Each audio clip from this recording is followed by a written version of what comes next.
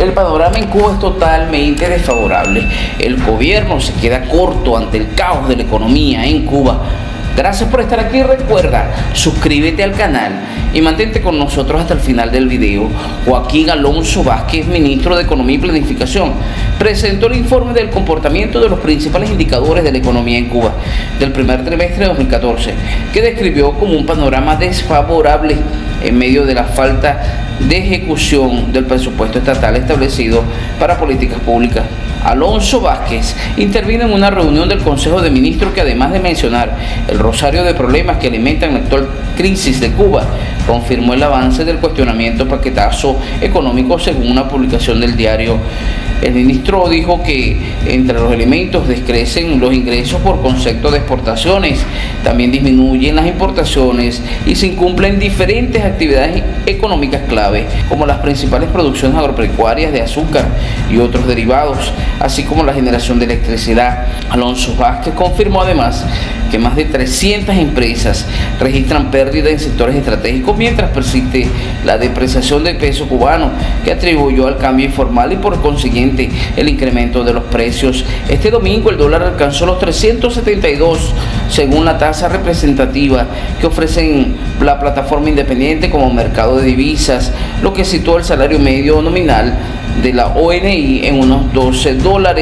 La economista Rafaela Cruz consideró en un reciente análisis que no hay manera de recuperar el valor del peso mientras una economía nacional más productiva no invierta la balanza comercial y a la vez genere bienes y servicios denominados de la moneda local, algo imposible sin una fuertísima inversión extranjera que evidentemente no llegará bajo las condiciones políticas actuales. Para Cruz, puede esperarse que en ya anunciada venidera reforma del mercado cambiario se incluya una devaluación de al menos unos 200% de la moneda nacional, reconociéndose así oficialmente que el peso, que alguna vez costó más que la moneda norteamericana, valdría hoy apenas 0.003 centavos de dólar, llevándolo a un tipo de cambio de 36 por 1. Por su parte, el ministro de Finanzas y Precios, Vladimir Regueiro Ale, dijo que el déficit presupuestario se situó en 22.822 millones de pesos. La cifra es mucho más inferior a la planificada, pero alrededor de un 20% de este descrecimiento se debió a la inejecución de un grupo de partidas de presupuesto que tiene un gran impacto, sobre todo en las políticas sociales, que el funcionario no precisó en diferentes momentos, ¿verdad? Debió haberlo precisado. En diciembre pasado, ya cuando el régimen anunció su plan de choque para el 2024, que negó sería del corte neoliberal y que afectaría a los más vulnerables, el economista Pedro Monreal dijo que es imprescindible llevar los recientes déficits superiores al 10% del PIB a déficit común 2009-2015, que tuvieron un promedio anual de 3.3 del PIB, y que eso exigiría decisiones políticas bien ponderadas para poder hacer reducciones sustanciales de gasto en un entorno de crecimiento económico que probablemente sería inferior al 2%. En 2024 no cabe esperar a corto plazo que un incremento de ingresos del presupuesto pudiese hacer una contribución significativa a la reducción del déficit. La disminución de gastos sería crucial. Por su parte, la viceministra primera de Economía y Planificación, Mildred Granadillo de la Torre, dijo que el incumplimiento, o más bien el cumplimiento del cronograma aprobado del paquetazo desde el 23 de marzo hasta el 19 de abril, se ha trabajado fundamentalmente en las proyecciones con impacto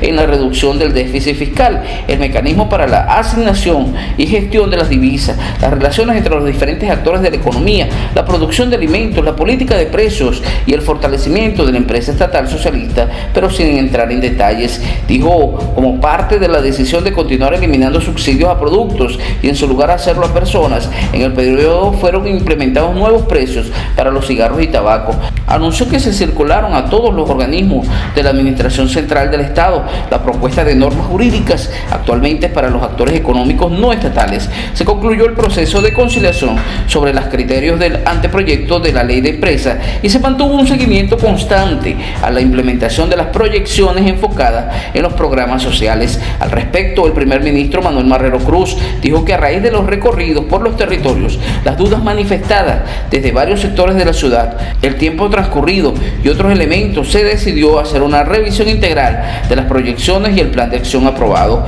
Como resultado de esta revisión, se confirmaron los 8 objetivos generales inicialmente previstos, el tiempo que se modificaron y ampliaron las proyecciones siendo ahora 92. Las actualizaciones del cronograma están respaldadas por la necesidad de acelerar un grupo de acciones y proyecciones que tendría un efecto más positivo y que nos permitiría atenuar un poco más la compleja situación que atraviesa el país, dijo Marrero. Según el primer ministro, estas acciones están asociadas fundamentalmente al programa de estabilización macroeconómica, a los temas bancarios y de precios, así como al mercado cambiario y la generación de ingresos en divisas. Sobre el denominado programa de transformación de los barrios en situación de vulnerabilidad, Marrero admitió que en muchos de ellos actualmente la población manifiesta inquietudes e insatisfacciones con varias cosas que se están dejando de hacer, pero tampoco dijo qué tipo de cosas. En febrero, la ministra del Trabajo y Seguridad Social, Marta Elena Feitó Cabrera, informó que en la isla se han identificado 1.236 comunidades en situaciones de vulnerabilidad, eufemismo que usan las autoridades para no describir